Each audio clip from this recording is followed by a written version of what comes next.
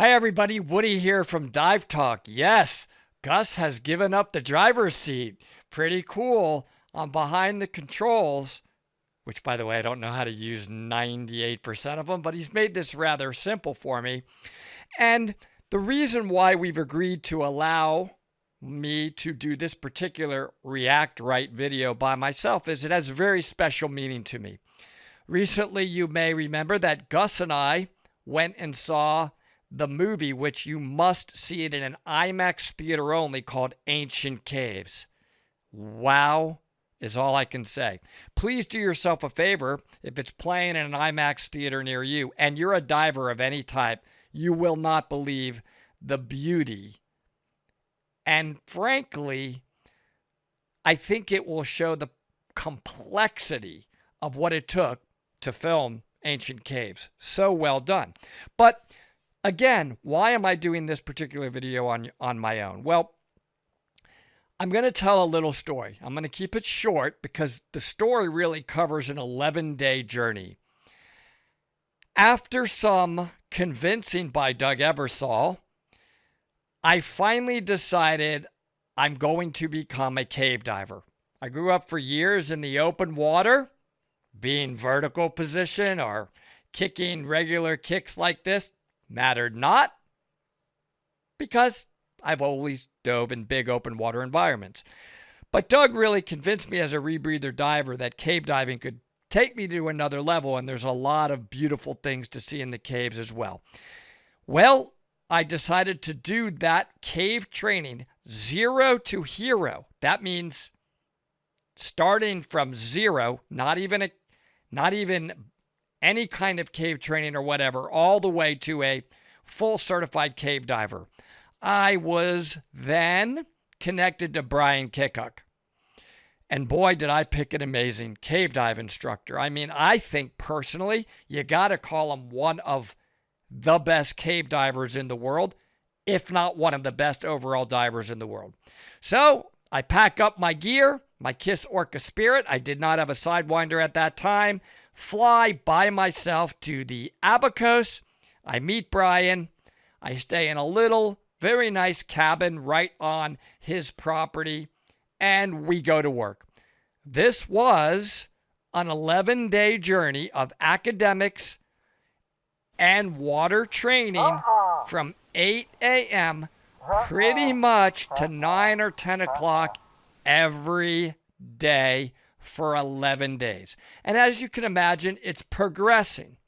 Day one is basic skills, right? Just getting your kicks, buoyancy, trim under control in an environment where nothing can be damaged, which I needed because you got to really fine tune this stuff to be able to have the privilege for him to advance you through his remarkably gorgeous crystal caves.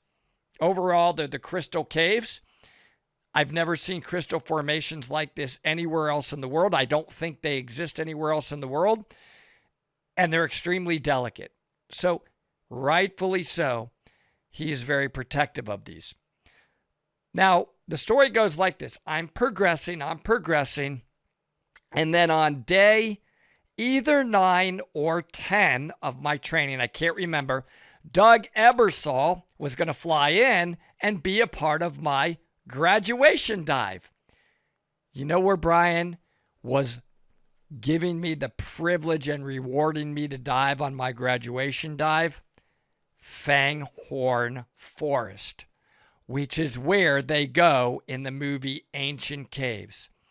Now, I have one more skill to complete before graduating and earning that right to where he will trust to take me, which is Fangorn Forest, which is very far back from the entrance. I don't remember exactly how far back. I'll play the video in a second. Very far back enough to where I have to take stage bottles, additional 80 cubic foot cylinders that we have to stage along the way in case we have to bail out, so that we could make it all the way back to the surface, including our deco, because there's some deep spots going to Fangorn Forest for all three of us to be able to make it back safely. So a lot of planning was involved in that. My skill, though, that I had to do, which we practiced over and over, Brian was an amazing instructor, was simply an out of air situation where one of us would be out of air, have to bail off the rebreather, and need the other to donate. I don't know. It's going to be a surprise to whether I'm going to be the recipient or the donor.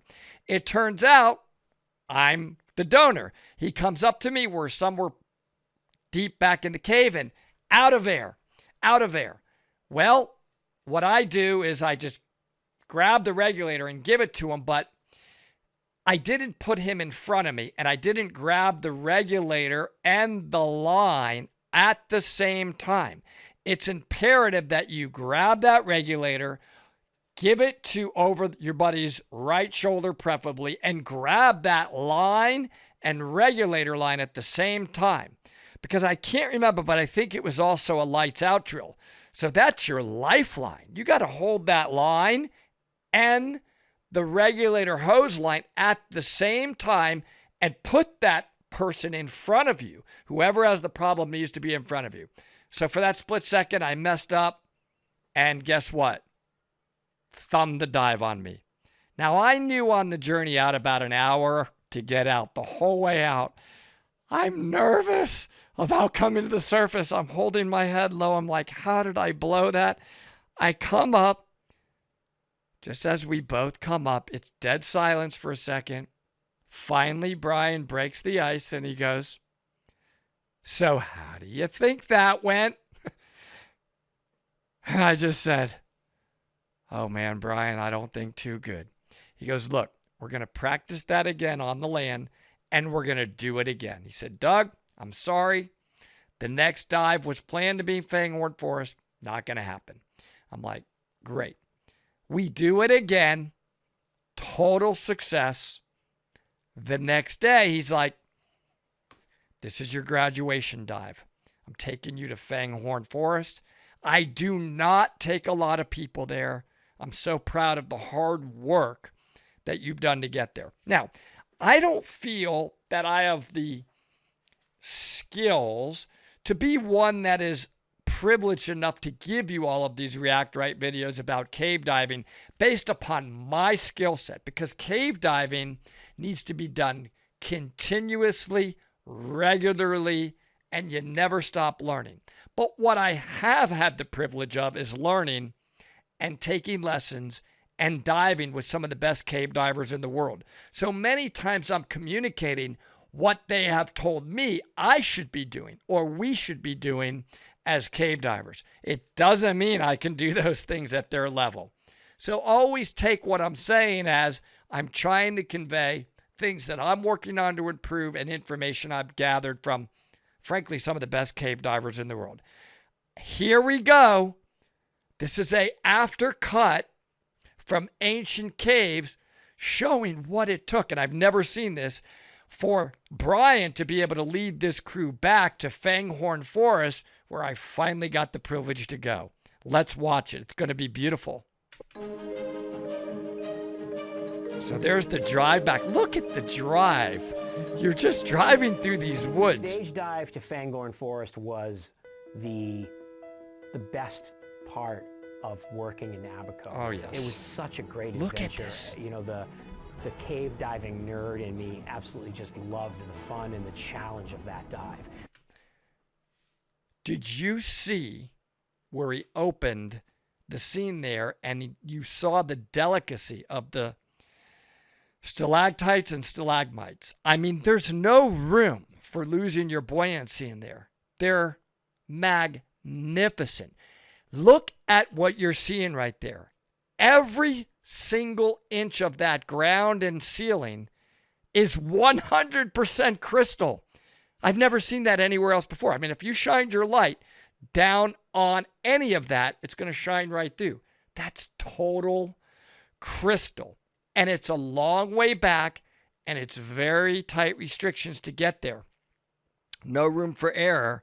So Brian's kind of guarding and warning you on delicate areas on the way back. I'm like nervous, creeping back there as we are making our journey. I can't wait to tell you what happened to me when I finally got there. And you see his little sign that he shines down that says, Fangorn Forest. You're there, and it's a long way back. That is a dive that takes an hour to get to Fangorn Forest. That's an hour of swimming underground in a cave away from the sun. It's more than half a mile. It is a long, long swim.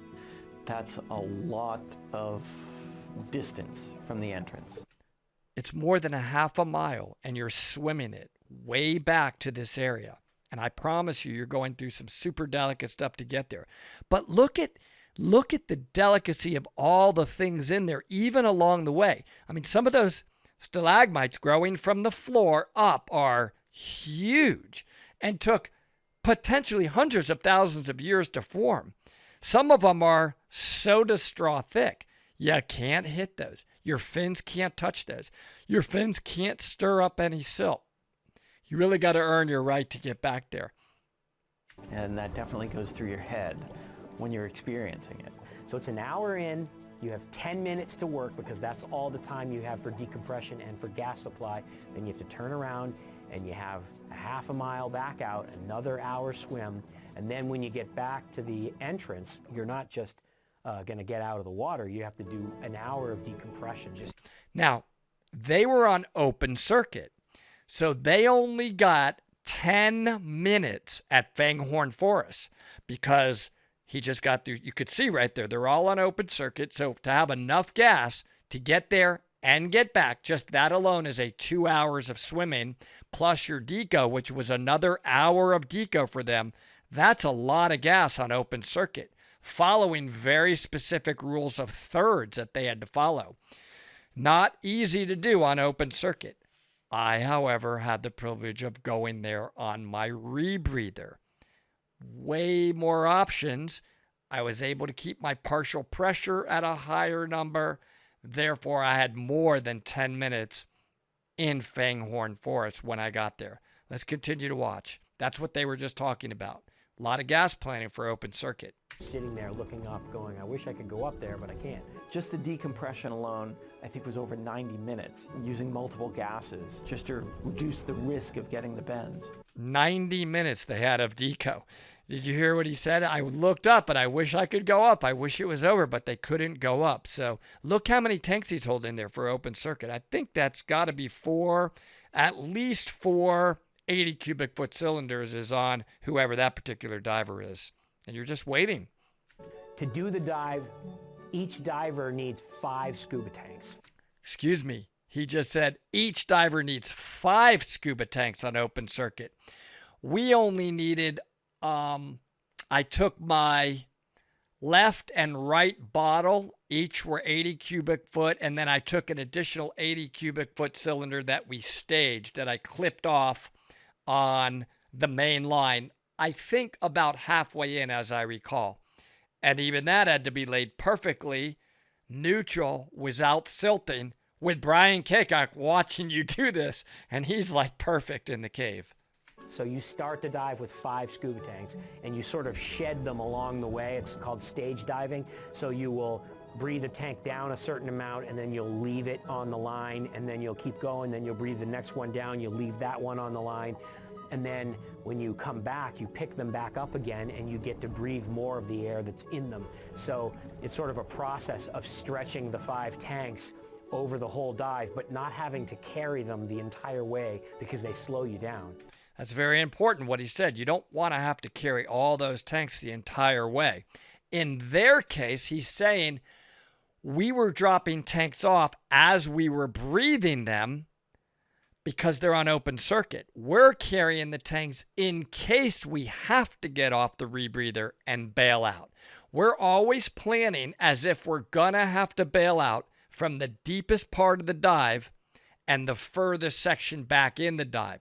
So we still have to carry the right amount of bailout to get us out of the cave from the furthest point back in the cave and the deepest part back in the cave. So got to carry them, but we're not necessarily breathing off of them at all. Hopefully none or very little, because our rebreather functions properly the whole dive. That's what we hope, and that certainly was the case when I did it. There were no emergencies whatsoever.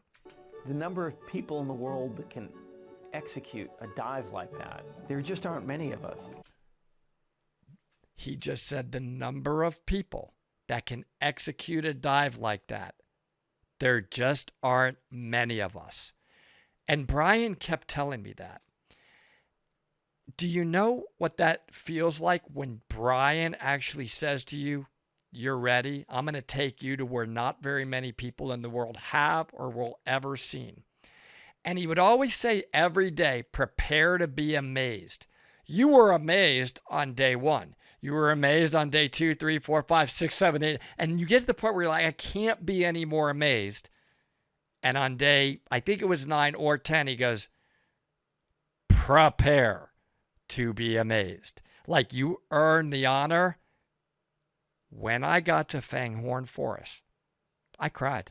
I literally just stopped, looked at the sign. I'm almost feeling the crying out, and I cried in my mass. I've never laid my eyeballs on something this gorgeous on the planet Earth. It's just unbelievable. And Brian found this room.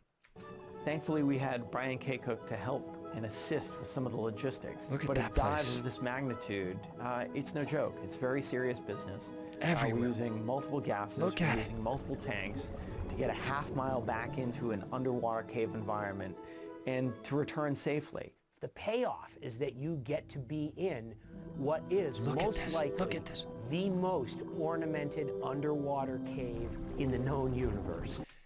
He just said you get the reward of getting back to the most ornamented cave in the world. Look around on this video. I stopped it at the perfect spot. Your eyeballs don't know where to look. I'm looking up. I'm looking down. I'm looking at the walls. It's 100% surrounded by pure crystal. Look at the ceiling and the decoration. I mean, you just want to stop and not move and look.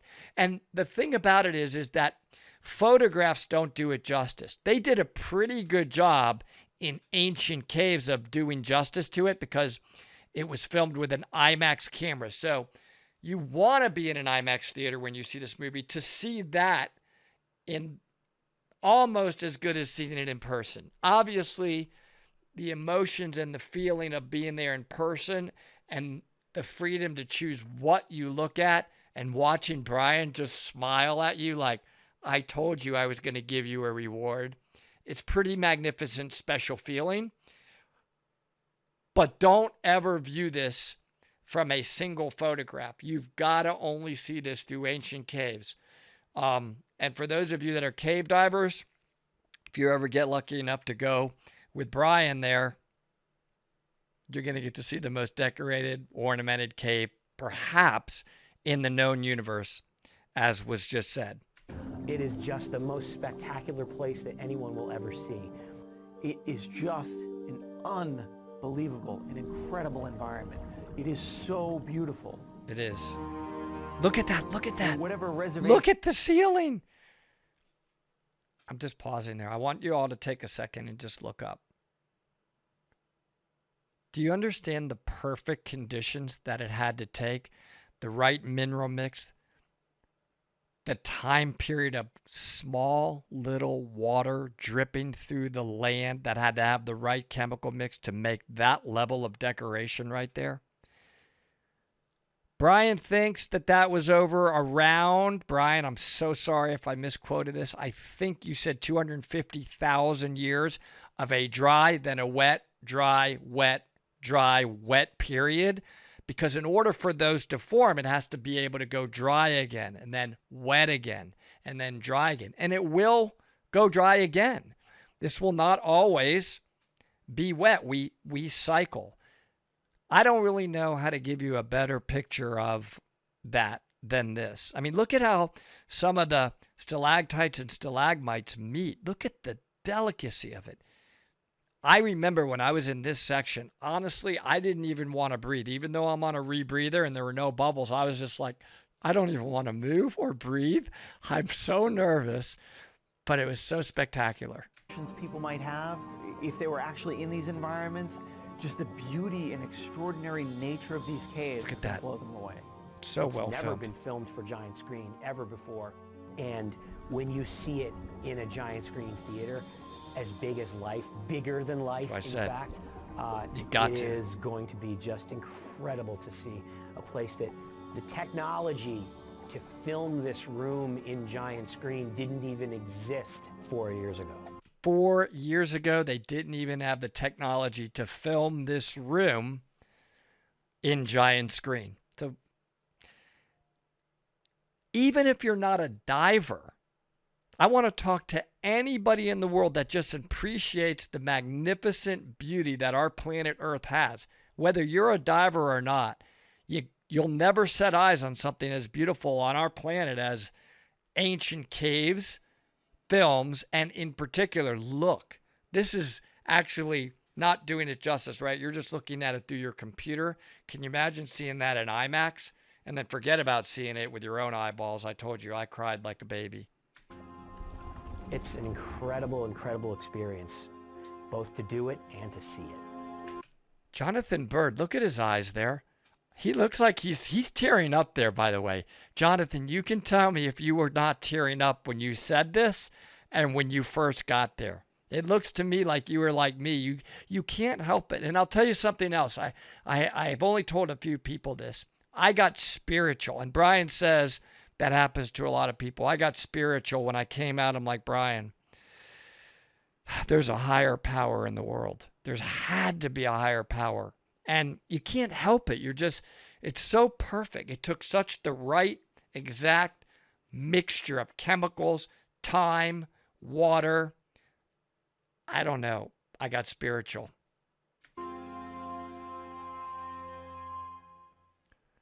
So that's it. That's the room that I had the privilege to graduate to. And I'll never forget it. I do hope that I can get back there. I'm continuing to practice. I've had my moments of being really good in caves, unbelievable trim and buoyancy, to losing it. Some people have said it's like playing golf, that they don't know why. Like one day they'll go out and shoot 18 holes and it's like perfect. Like they nailed it. They're like Tiger Woods. And then 2 days later they go out, same gear, same equipment, and they just lose it. So it's something that you really have to practice regularly, certainly to have the reward to go back there in these caves. You can only see this with the guide, which is Brian. He's the guardian of them. He never wants to leave there. He told me he wants to spend the rest of his life there. He has found and discovered the most highly decorated caves in the world. So I wanted the privilege so you could see my emotion, my excitement, my expressions, what I was feeling when I got the privilege to go there. But I think the bigger message, I'll end it with this, is just that this is what it takes to be able to be a cave diver. And again, I always like to come back to how I opened. It's not about me. And I would say Gus feels the same way. It's not about us expressing, look how good we are, that we have the ability or the right to react to these cave videos. It's more that we have had the privilege to be trained and dive and continue to train with some of the best in the world that convey knowledge to us that then we can regurgitate back. And we continue to practice to try to live up to that knowledge level, to get to those skill levels that we will probably never achieve in our lifetime. Maybe that's part of the attraction. Thank you for listening. Go see ancient caves. Can't wait to talk to you on the next one.